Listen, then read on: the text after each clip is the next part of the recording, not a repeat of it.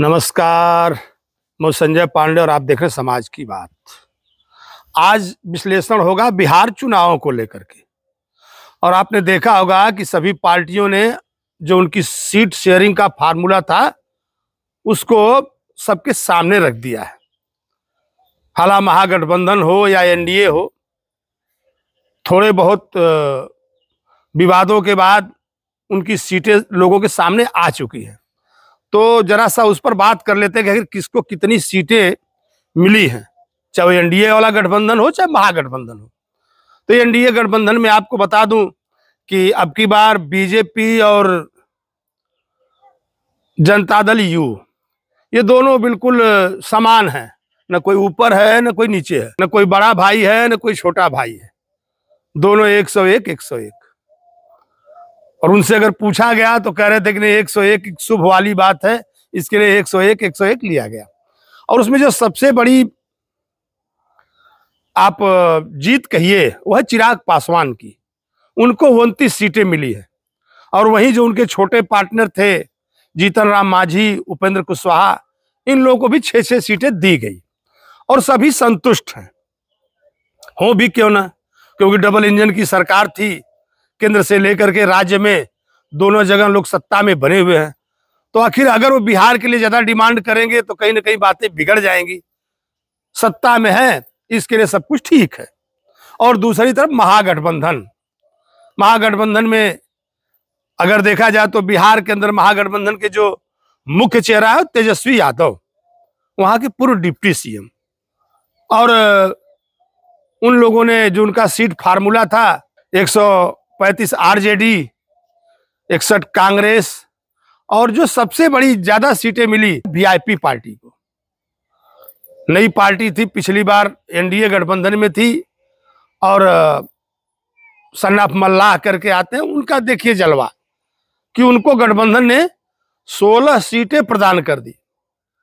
और उनका कहना है कि अगला डिप्टी सीएम मैं ही बनूंगा। अगर तेजस्वी यादव सीएम बनते हैं तो डिप्टी सीएम मैं बनूंगा, जबकि कोई ऐसा औपचारिक ऐलान है नहीं। और उसमें जो बाकी सीटें बचती हैं कहीं ना कहीं जो वामपंथी हैं उनके लिए छोड़ी गई हैं। दोनों तरफ से बिल्कुल दोनों सेनाएं अगर कह लीजिए तो महाभारत में, बिहार के महाभारत में आमने सामने खड़ी है। और अब शंख भी बज चुका है, जगह जगह नामांकन किया जा रहा है, लोग अपने अपने पर्चे भर रहे हैं और कमर कस लिया है लोगों ने। सारे प्रत्याशी अपनी पूरी ताकत लगा देना चाहते हैं। लेकिन 2020 से 2025 के चुनाव में अलग क्या है, मैं उस पर बात करूंगा। बात इलेक्शन 2020 में हुआ था, अब 2025 में हो रहा है। और जब आप लोग ने उस समय की गणना देखी होगी कि जब 2020 में वोटों की गिनती जारी थी तो कहीं ना कहीं जो एनडीए गठबंधन था, मुख्यमंत्री नीतीश कुमार थे, ये लोग करीब करीब ऐसा लगता था कि लास्ट में बिल्कुल ये लोग हार के कगार पर थे और इनके समझ में नहीं आ रहा था। वहीं महागठबंधन में जगह जगह पटाखे फूट रहे थे। लेकिन एकाएक माहौल बदल गया, काफी कम सीटों का अंतर रहा। तो उसकी वजह क्या थी? उसकी वजह आपको मैं बता दूं कि वो थे मोदी के हनुमान। मोदी के हनुमान, जी हाँ, आप सभी जान गए कि मोदी का हनुमान कौन था। तो मोदी के हनुमान थे चिराग पासवान। वही चिराग पासवान जो कि उनके पिताजी बिहार के रामविलास पासवान जी, उनको लोग मौसम विज्ञानी कहते थे, क्योंकि चाहे सरकार देश में किसी की भी हो, पासवान जी मंत्री जरूर रहते थे। और इलेक्शन आते आते वो उस पार्टी में चले जाते थे जिसकी सरकार आगे बननी होती थी। यह कमाल की बात थी उनके अंदर। लेकिन जब चिराग पासवान उसके बाद आए और यही बीजेपी कहीं ना कहीं चिराग पासवान के चाचा पशुपति पारस, उनको मंत्री बनाया गया, उनके साथ ज्यादा लोग चले गए और जो चिराग पासवान थे वो अकेले पड़ गए। लेकिन अकेले पड़ने के बाद भी चिराग पासवान ने प्रधानमंत्री मोदी का हाथ नहीं छोड़ा, पीछे से वो उनके सपोर्ट में बने रहे। और 2020 के चुनाव में उन्होंने अगर किसी को करारा झटका दिया तो नीतीश कुमार जी को। नीतीश कुमार की सीटों की हालत इतनी खास्ता कर दी कि अब वो सीएम बनने लायक नहीं बचे थे। लेकिन बारे नीतीश कुमार, सरकार किसी की भी बने, अब तक बिहार में 2005 के बाद से सरकार किसी की भी बने, कोई भी उलटफेर में आए, लेकिन मुख्यमंत्री तो नीतीश कुमार ही थे। यानी बिहार में बहार है और नीतीश कुमार है, ये नारा स्लोगन चलने लगा था। यानी चाहे वो महागठबंधन हो चाहे एनडीए हो, मुख्यमंत्री कौन? नीतीश कुमार, बाकी नो वैकेंसी। तो मैं आपको बताऊं कि इसी हनुमान ने कहीं ना कहीं काफी कुछ खेल बिगाड़ा था। मैं बात उस पर कर रहा हूं। ये जो हनुमान चिराग पासवान थे, इनकी जो सीट, इनको तो सीट कम मिली थी, लेकिन इनको जो वोट परसेंटेज मिले थे, उन्होंने कहीं ना कहीं जेडीयू के ज्यादा उम्मीदवारों को हराया था। और वो कहते थे कि हम तो मोदी के हनुमान हैं, और नीतीश कुमार से उनकी दूरी थी। अब की बार भी वो बिहार में काफी कुछ मुख्यमंत्री के खिलाफ बोल रहे थे, लेकिन चुनाव आते आते भाई आखिर मोदी के हनुमान है तो मोदी का कहना मानना पड़ेगा, अपने राम का कहना मानना पड़ेगा। फिर वो आ गए। तो जो मैं बता रहा था कि आप सभी ने देखा होगा कि जो गठबंधन की स्थिति है, मैं वो क्लियर करना चाहता था कि महागठबंधन इस गुमान में चल रहा था कि भाई पिछली बार अगर हमें इतनी सीटें मिली थी, अब की बार इलेक्शन है, लोग काफी कुछ एंटी इनकम्बेंसी होगी, कुछ लोग नीतीश कुमार से नाराज होंगे, कुछ लोग बीजेपी से नाराज होंगे। तो जाहिर सी बात है नाराजगी बढ़ी होगी सत्ता के खिलाफ। लेकिन जो वो छोटी सी बात है, जो 6% से ज्यादा करीब में जो वो वोट चिराग पासवान का था, वो अगर ऐड हो जाता है तो कहते हैं कि यहाँ पर मैथ नहीं चलती है, केमिस्ट्री चलती है। जो भी हो, हमको तो उसका थोड़ा ज्ञान कम है, लेकिन लोगों का कहना था कि नहीं, इसमें मैथ नहीं चलेगी। तो मान लीजिए अगर वो 6% वोट अगर चिराग पासवान के साथ आते हैं तो क्या एनडीए की स्थिति पहले से और बेहतर हो जाएगी, मजबूत होगी? इस पर जरूर सोचने वाली बात है। इस पर आप लोग विचार करें कि क्या एनडीए की स्थिति मजबूत होगी? ऐसा लग रहा है।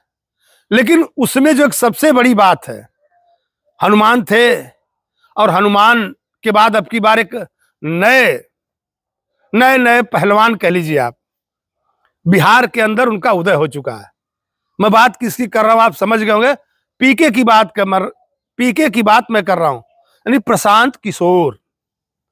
कहीं ना कहीं 3 साल से उन्होंने बिहार में काफी दौरे किए, गांव गांव घूमे, और उनके जो मुद्दे थे कहीं ना कहीं लोगों के दिल को छू जाते थे। उनकी जो बातें थी, और उनकी बातें दिल को छू जाती थी। लेकिन जरा सा आपको प्रशांत किशोर का भी मैं परिचय करवाता चलूं कि प्रशांत किशोर रणनीतिकार थे। उन्होंने 2014 में मोदी के लिए प्रचार किया था। बाकी कई राज्यों में जगह जगह जाकर के कई नेताओं के उन्होंने काम किया और पैसा लिया, उनका काम ही यही था। लेकिन अब पिछले चुनाव में अगर आप देखें तो उन्होंने दूसरे के लिए काम किया था, और अब की बार खुद अपनी पार्टी बना करके वो अपने लिए काम कर रहे हैं। अच्छे रणनीतिकार हैं, इसमें कोई दो राय नहीं। और हो सकता है कि उनका कहना है कि बिहार की जो जाति व्यवस्था है मैं उसको तोड़ दूंगा। देखिए कहां तक सफल होते हैं। तो कहीं ना कहीं प्रशांत किशोर जरूर इन दोनों गठबंधनों के लिए चुनौती बनते हुए बिहार में नजर आ रहे हैं।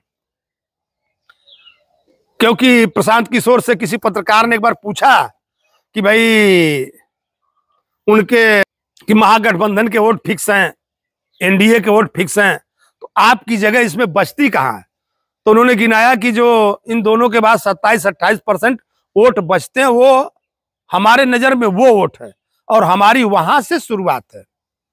ये उनका दावा था कि जो नोटा पे वोट जाता था वो हमको आएगा। खैर, क्या वोट आता है? प्रशांत किशोर ने जो लोगों के सामने वादे किए हैं, देखिए जो उनके मुद्दे थे, हमने भी पहले कहा आपसे कि जो उनके मुद्दे थे वो काफी कुछ है। बिहार के जो लोग रहने वाले हैं, या बिहार के जो खासकर दूसरे प्रदेशों में जो मजदूर वर्ग है, जो लोग बिहार से पलायन कर गए, कहीं ना कहीं उनको प्रशांत किशोर की बातें अच्छी लग रही हैं। जिस तरह से वो पलायन का मुद्दा उठा रहे हैं, उनका कहना है कि नहीं, ट्रेनें बिहार से ही क्यों गुजरात और महाराष्ट्र के लिए जाती हैं। क्यों नहीं वहां से कोई कमाने के लिए बिहार में आता है।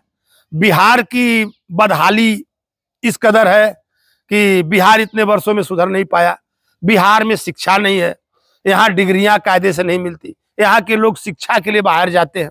और आप ये कहिए कि उनको अब की बार जो है स्कूल का बस्ता भी, उनका चुनाव चिन्ह जो है स्कूल का बैग है।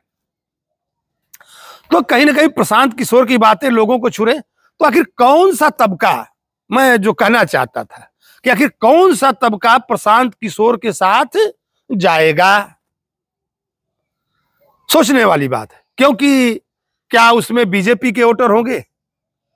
क्योंकि जाहिर सी बात है कि जो ऐसे वोटर होंगे, प्रशांत किशोर की बातें उनको अच्छी लगेंगी जो वर्ग थोड़ा सा, आप कह लीजिए कि थोड़ा शिक्षा दीक्षा में आगे है, क्योंकि वो इन बातों को समझेगा। हालांकि जाति व्यवस्था को तोड़ने के लिए बार बार कहीं ना कहीं जो वहां के 14% यादव वोटर हैं उनको प्रशांत किशोर लुभाना चाहते हैं।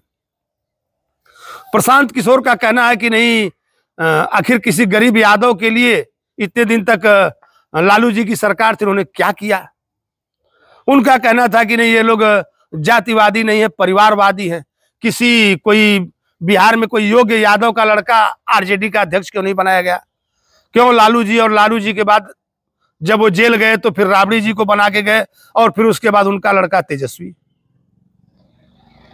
तो क्या कुछ वोटर उनके तरफ भी जाएंगे? जो मेरा कहने का मतलब कि कौन से वोटर कट रहे हैं, ये देखने वाली बात है। तो क्या कुछ ऐसे वोटरों में भी प्रशांत किशोर सेंध लगा पाएंगे? हमने आपसे कहा कुछ पढ़ा लिखा तबका, क्योंकि आप देखेंगे उनके उम्मीदवारों की सूची देखेंगे, उसमें डॉक्टर हैं, इंजीनियर हैं, एक से एक लोग शिक्षाविद हैं। कहीं ना कहीं कुछ लोग तो इल्जाम लगे थे कि ये दिल्ली के केजरीवाल हैं। देखिए, तमाम लोग उनके पार्टी के अंदर हैं। तो क्या करते हैं? क्या ये जो शिक्षा का जिनके पास अभाव है, जो बाहर जाते हैं, जो पलायन करते हैं, उसमें कहीं ना कहीं हर तबका है। अगर आप देखेंगे तो ओबीसी की वो हर जातियां हैं, उनका क्या होगा? ये कौन प्रशांत किशोर के साथ जाता है? तो प्रशांत किशोर क्या सत्ता के करीब जाते हैं? प्रशांत किशोर क्या किसका खेल बिगाड़ देते हैं, किसका खेल बना देते हैं, आने वाला समय बताएगा। और बिहार चुनाव पे मेरा फिर विश्लेषण और हवा किसकी है मैं आपको बताता रहूंगा। तब तक के लिए धन्यवाद।